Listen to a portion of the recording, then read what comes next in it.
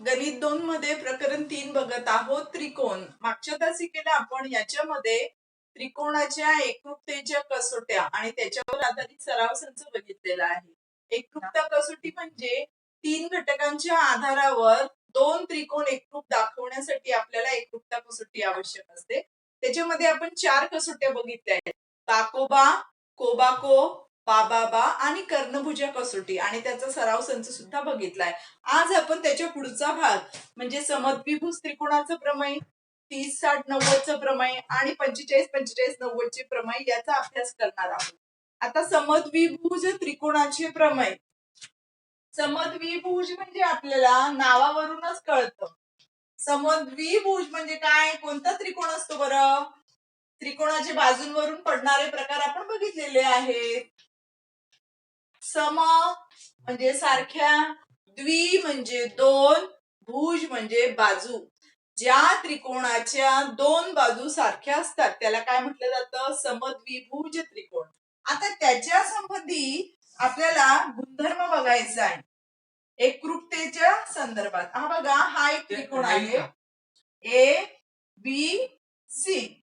आता याच्यामध्ये दोन बाजू सारख्या आहेत. ही बाजू आणि ही बाजू, या त्रिकोणाची बाजू सारखी आहे, ही वेगळी आहे. हा त्रिकोण ए बी सी समद्विभुज आहे. समद्विभुज त्रिकोण आहे. याच्यामध्ये बाजू ए बी एकरूप, बाजू ए सी. आता त्यांची लांबी समान म्हणजे त्या एकरूप होतात, बरोबर. बाजू ए बी एकरूप, बाजू एसी आहे. दोनच भुजा एकरूप असतात समद्विभुज त्रिकोणाच्या. ही बीसी बघा कमी लांबीची दिसते. मी इथे लांबी दाखवू शकते किंवा नाही. जर मी याला सांगितलं 6-6 सेंटीमीटरचे आहेत आणि ही 5 सेंटीमीटरची आहे, म्हणजेच आपल्याला मापावरून पण कळतं कोणती बाजू एकरूप आहे. या दोन बाजू एकरूप आहेत. आता याचं प्रमेय काय आहे? समद्विभुज त्रिकोणाचे प्रमेय म्हणजे एकरूप बाजूंसमोरील दोन कोन एकरूप असतात. ज्या दोन बाजू एकरूप असतात ना, त्यांच्या समोरचे दोन कोन. म्हणजे बघा, बाजू ए बी आहे, तिच्या समोर कोणता कोन आहे? सी, बरोबर. तिच्या समोर म्हणजे तिला सोडायचं दुसरा कोन दिसतोय ना. त्रिकोणाचे 3 कोन आहेत, ए बी सी, आणि तशाच बाजू पण आहेत. आता बाजू ए बी च्या समोर असणारा कोन कोणता आहे? कोन सी. कोन सी एकरूप. आता एसी बघा, एसी च्या समोर असणारा, एसी च्या समोरचा कोन कोणता आहे? बी. कोन बी एकरूप. हे समद्विभुज त्रिकोणाचे प्रमेय. याची सिद्धता आपल्याला विचारली जात नाही. सिद्धता तुम्ही ऑलरेडी लिहिलेली आहे. सिद्धता पण मी तुम्हाला आता समजावून सांगणारच आहे. बाकोबा कसोटीने केल्यावर एकरूप बाजूचं हे आपल्याला करायचं आहे. पण आपल्याला गुणधर्म लक्षात ठेवायचा आहे, कारण याचं आपल्याला उदाहरणांमध्ये वापरायचंय. काय गुणधर्म सांगितलं मी? समद्विभुज त्रिकोणामध्ये एकरूप बाजूंसमोरील कोन एकरूप असतात. म्हणजे एकरूप बाजूंसमोरचा कोन तो ज्या दोन बाजू एकरूप आहेत त्यांच्या समोरचे दोन्ही कोन परस्परांशी एकरूप असणार आहेत. हा तो गुणधर्म आहे. आता बघा, सिद्धता मी तोंडी तुम्हाला सांगते आहे. याच्यामध्ये एक लंब दुभाजक टाकला बाजू बीसी वर. इथे डी हा बिंदू तयार झाला. मग एका त्रिकोणामध्ये दोन त्रिकोण तयार झालेले आहेत. हा पहिला आहे, हा दुसरा आहे. आता मी या दोन त्रिकोणांमध्ये एकरूपतेची कसोटी वापरणार आहे. एकरूपतेची कसोटी वापरायची. आता कोणती कसोटी लागू होईल ते बघायचं. सिद्धतेमध्ये सिद्धता हे झालं साध्य, जे साध्य करायचं आहे. हा पक्ष साध्य सिद्धता हे मी सर्व अगोदरच तुम्हाला समजावून सांगितलेलं आहे. पक्ष म्हणजे जे दिलेलं असतं ते, साध्य म्हणजे जे सिद्ध करायचं आहे ते, आणि सिद्धता म्हणजे आपल्या साध्याकडे जाण्यासाठी आपण ज्या कृती करतो गणितामध्ये, भूमितीमध्ये, त्याला म्हटलं जातं सिद्धता. आता सिद्धता काय बघा, त्रिकोण ए बी डी हा जो पहिला त्रिकोण आहे, दोन त्रिकोण दिसत आहेत तुम्हाला. त्रिकोण ए बी डी व त्रिकोण ए सी डी मध्ये जे जे एकरूप घटक असणार आहेत ते आपल्याला लिहायचे. मला असं दिसतंय कोण ए हा या त्रिकोणात पण आला, कोण ए हा या त्रिकोणात पण आला, बरोबर ना? बघा ए नाव इथे पण आहे, ए नाव इथे पण आहे, म्हणजेच तो सामायिक कोण झाला. मग मी त्याला असं लिहिणार कोण बी ए डी या त्रिकोणाचा एकरूप कोण इकडचा कसा वाचायचा सी ए डी.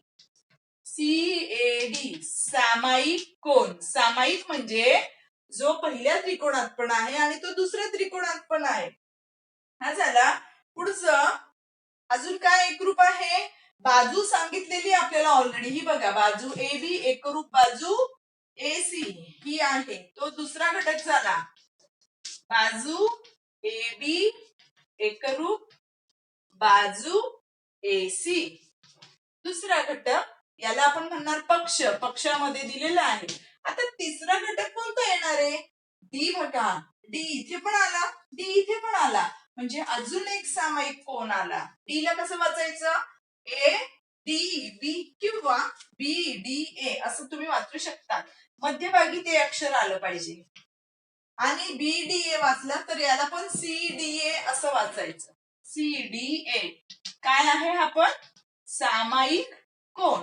कोणती कसोटी लागू झाली, कोबाको होऊ शकते किंवा बाजू पण येऊ शकते याच्यामध्ये. बघा ही बाजू एडी जरी मी घेतली ना तरी पण चालणार. हा घटक घ्या किंवा तो घटक घ्या, पुस्तकामध्ये आपल्याला हा दिलेला आहे बाजूचा.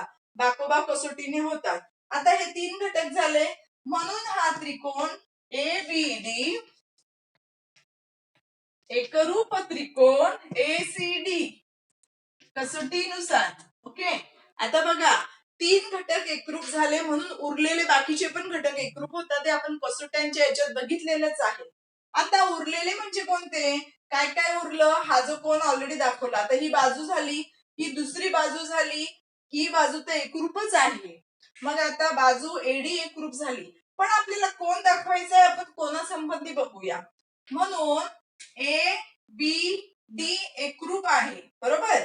ए बी डी एकरूप त्रिकोणांचे संगत कोण एकरूप असतात, म्हणून कोण ए बी डी.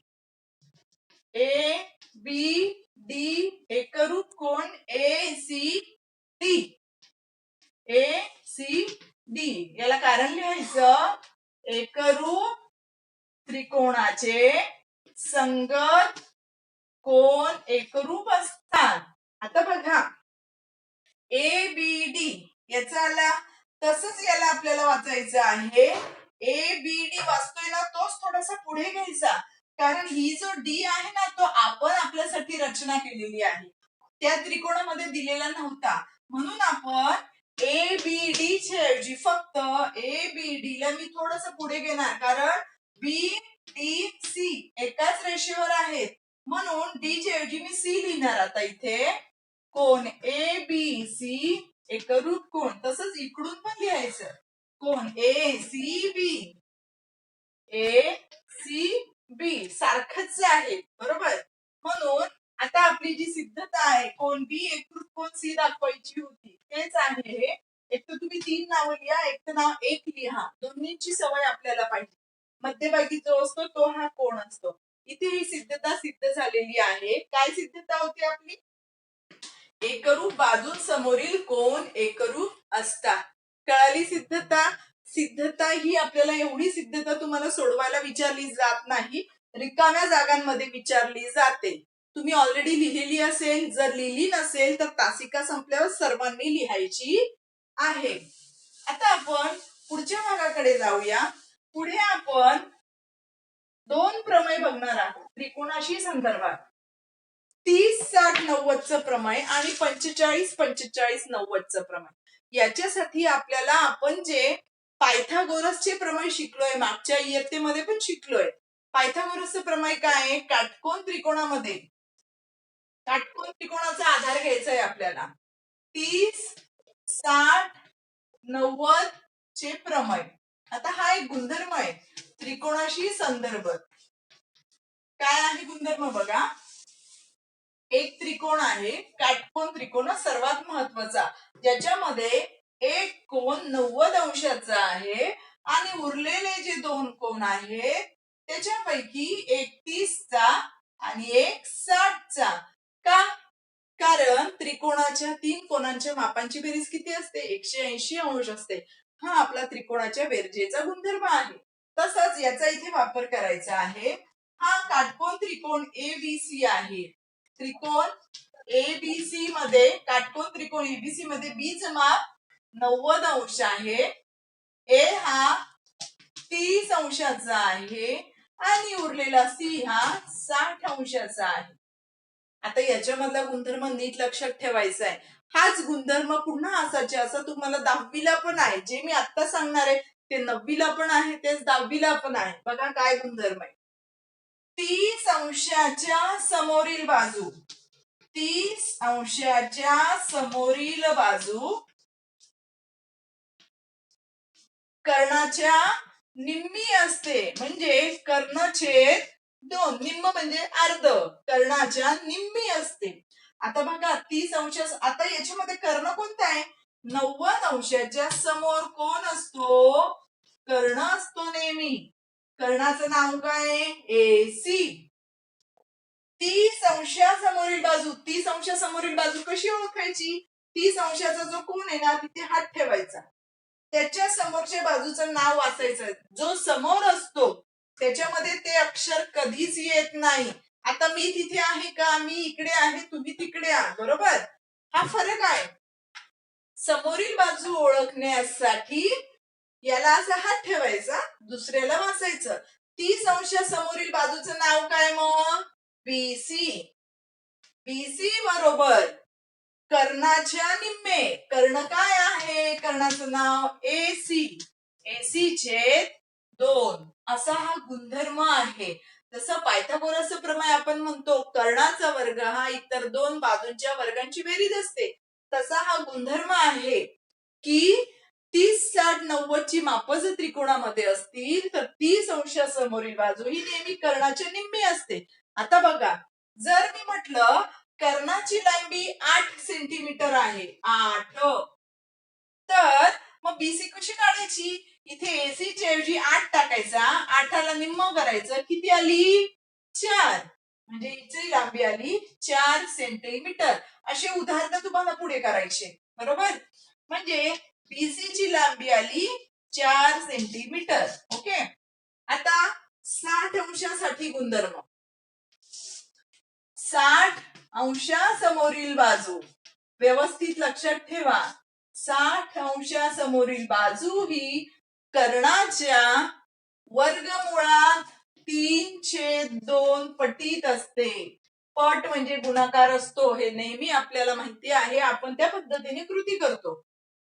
60 अंशासमोरील बाजू कर्णाच्या वर्गमुळात 3/2 पटीत असते. आता 60 अंशासमोरील बाजूचं नाव काय? याला झाका, याला वाचा. काय आहे? एबी. 60 अंशासमोरील बाजूचं नाव आहे एबी. कर्णाचं नाव आहे एसी. आपल्याला माहिती आहे कर्ण बदलत नाही. ही झाली, हा झाला गुणधर्म. आता हीच किंमत आपण जर याच्यात टाकली तर आपल्याला उत्तर मिळणार आहे वर्गमुळात 3/2 गुणिले 8. याने याला भाग लावा, 2/8. किंमत आली 4 वर्गमुळात 3 सेंटीमीटर. अशा पद्धतीने उदाहरण सोडवणार आहोत आपण. आता सध्या फक्त गुणधर्म लक्षात ठेवा. गुणधर्म काय आहे? जर त्रिकोणाचे माप 30, 60 आणि 90 याप्रमाणे असतील तर 30 अंशासमोरील बाजू कर्णाच्या निम्मे, 60 अंशासमोरील बाजू ही कर्णाच्या वर्गमुळात 3/2 पटीत असते. हे आपल्याला पाठ करायचं आहे. जसं आपण 2चा वर्ग 4, 3चा वर्ग 9 असं पाठ करतो, तसा हा गुणधर्म पाठ करायचा. 30 अंशासमोरील बाजू कर्णाच्या निम्मे, 60 अंशासमोरील बाजू कर्णाच्या वर्गमुळात 3/2 पटीत असते. कळालं? असे उदाहरण पुढे आपल्याला बघायची आहेत. आता गुणधर्म बघितला आपण. हे झालं 30, 60, 90 चे प्रमेय. आता आपण पुढे बघूया 45, 45, 90 चे प्रमेय. म्हणजे ज्या त्रिकोणामध्ये कोणाची मापे 45, 45 आणि 90 आहे. काटकोन त्रिकोणच असणार आहे तो पण, कारण एक 90चा आहे. तसाच एक त्रिकोण काढा पुन्हा, काटकोन त्रिकोण. आता नाव हवं तर बदलूया आपण. PQR दिलंय. पुन्हा याच्यात हा 90चा झाला, हा कर्ण झाला.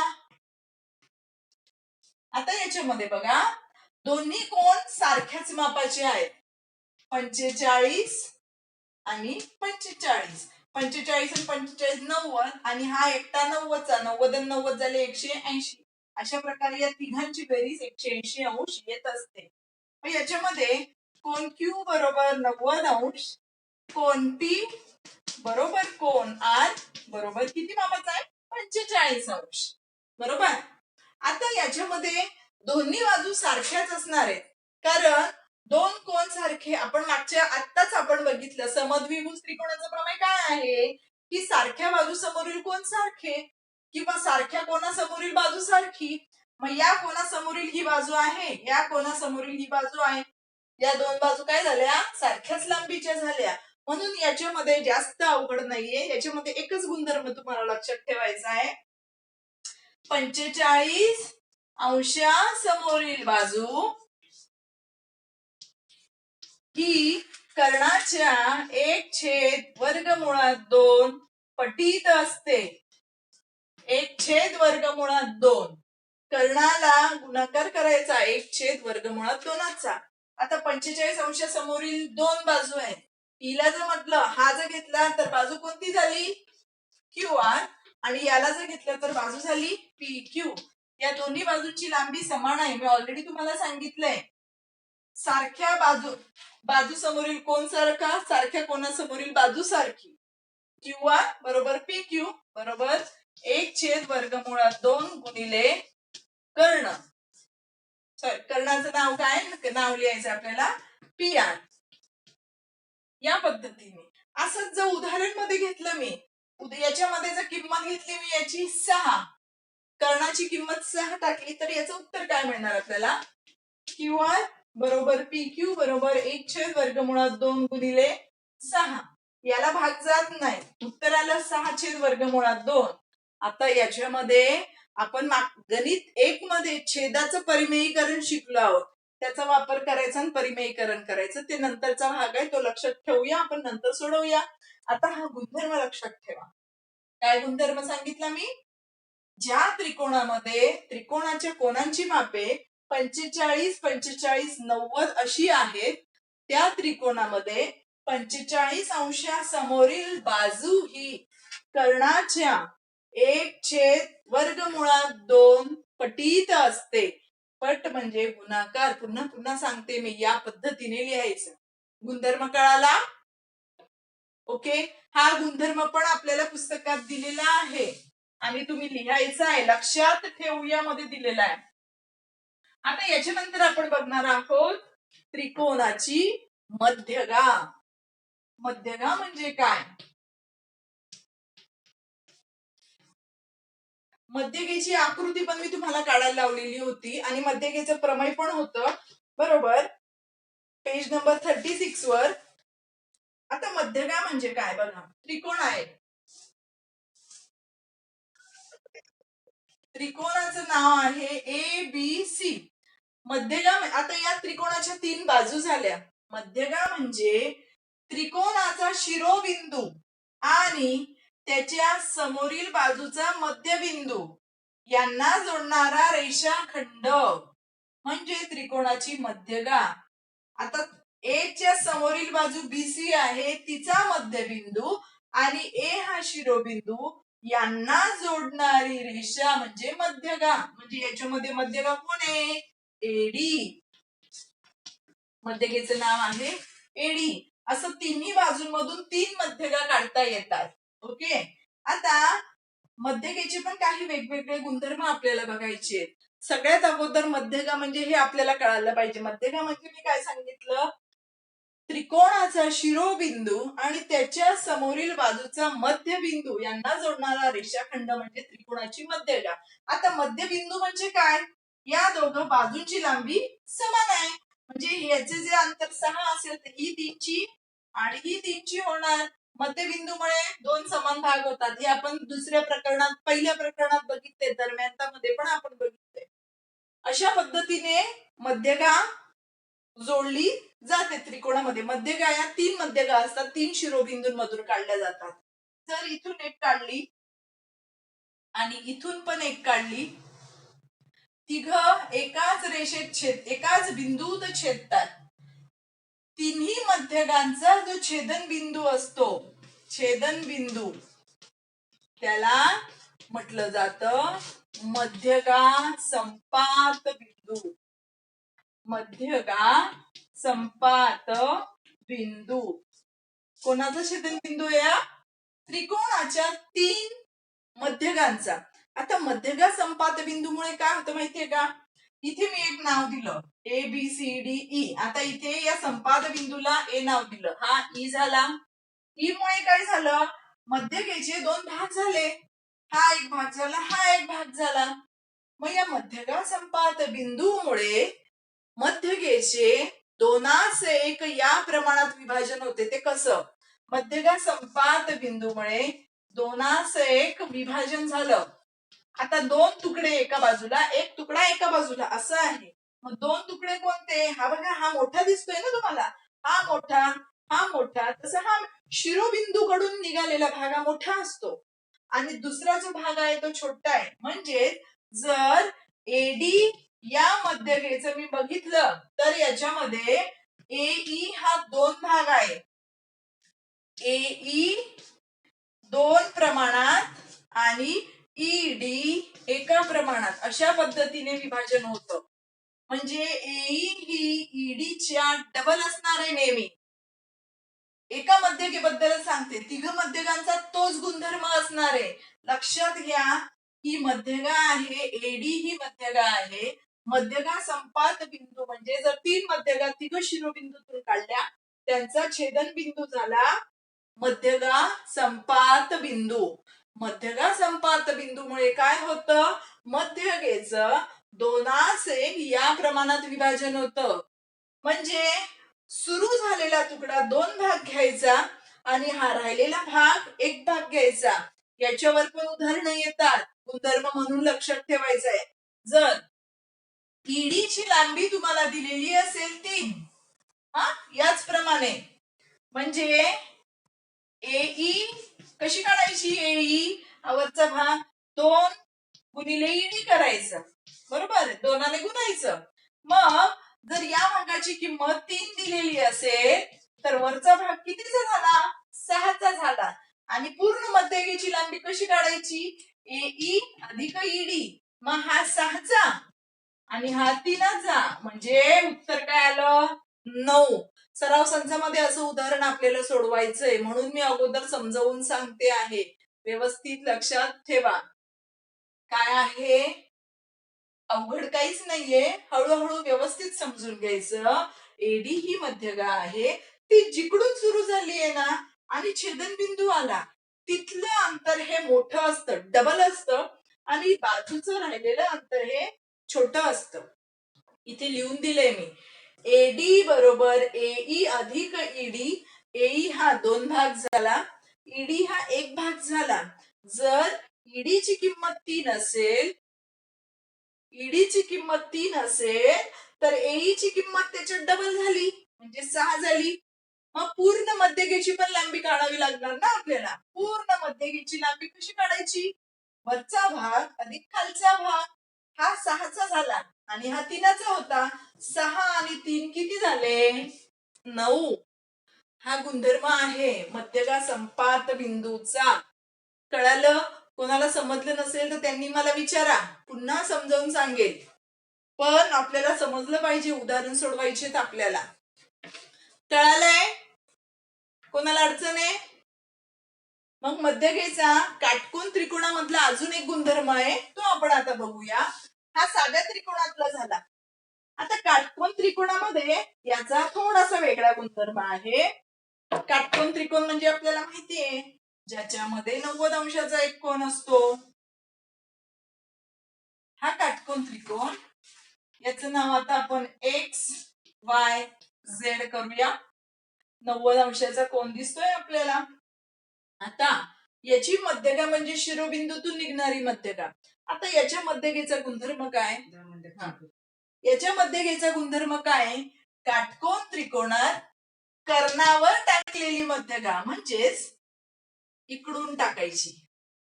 वाय इथे मी डब्ल्यू दिला. मध्यगेचं नाव काय? W Y. कर्णावर टाकलेली मध्यगा. कर्णावर टाकलेली मध्यगा. मध्यगेची लांबी, कर्णावर जी मध्यगा टाकली जाते तिची लांबी कर्णाच्या निम्मी असते. कर्णाच्या निम्मे. कर्ण कोणता याच्यामध्ये? एक्स झेड आहे. ही लांबी कर्णाच्या निम्मे असते.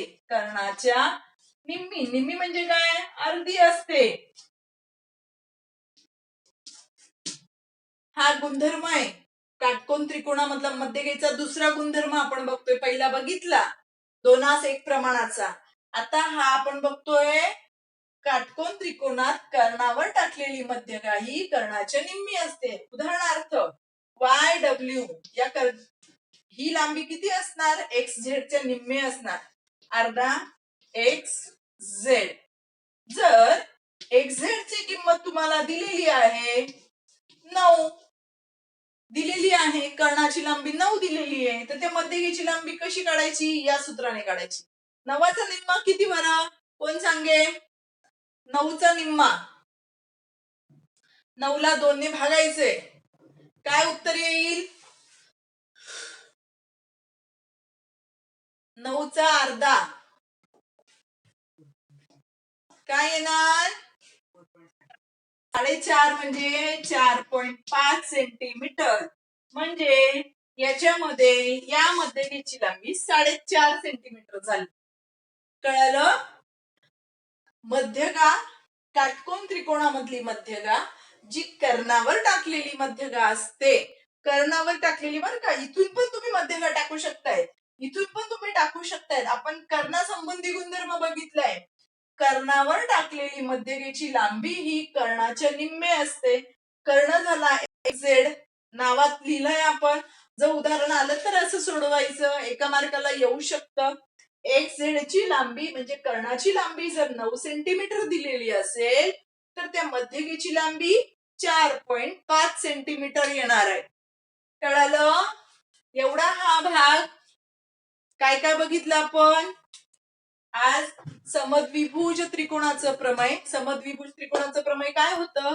समद्विभुज त्रिकोणामध्ये एकरूप बाजूंसमोरील कोण एकरूप असतात आणि त्याचा व्यत्यास म्हणजे एकरूप कोणासमोरील बाजू एकरूप असते. त्याच्यानंतर आपण बघितलं 30-60-90 चा प्रमेय. 30-60-90 चे प्रमेय काय होतं? ज्या त्रिकोणामध्ये त्रिकोणाच्या कोणांची मापे 30-60-90 अशी असतील त्याच्यामध्ये 30 अंशासमोरील बाजू कर्णाच्या निम्मे आणि 60 अंशासमोरील बाजू ही वर्गमुळात 302 पटीत असणार. पुढचा गुणधर्म आपण पाहिला 45-45-90. 45-45-90 मध्ये 45 अंशासमोरील बाजू ही कर्णाच्या 1/वर्गमुळात 2 पटीत असते. त्यानंतर आपण मध्यगा बघितली. मध्यगा म्हणजे काय? शिरोबिंदू आणि समोरील बाजूचा मध्यबिंदू यांना जोडणारा रेषाखंड म्हणजे मध्यगा. मध्यगा अशा 3 काढता येतात आपल्याला एका त्रिकोणामध्ये तिन्ही शिरोबिंदूंमधून. मध्यगेचा गुणधर्म आपण बघितला की मध्यगा संपात बिंदूमुळे मध्यगेचं विभाजन 2:1 या प्रमाणात होतं. 2:1 म्हणजे एक भाग मोठा भाग 2 पटीचा, खालचा भाग 1 पटीचा. आपण उदाहरण पण पाहिलं. आणि हा जो शेवटचा गुणधर्म होता मध्यगा कशात? काटकोन त्रिकोणात कर्णावर टाकलेली जी मध्यगा असते ती कर्णाच्या निम्मी असते. तिची लांबी कर्णाच्या निम्मी असते. हा एवढा भाग आपण आज बघितलेला आहे. याचं लेखन करायचंय. लिहिलेलं नसेल तर पुन्हा लिहा. पुढच्या तासिकेला आपण याचं उपयोजन म्हणजे सराव संच 3.3 चा अभ्यास करणार आहोत. ठीक आहे.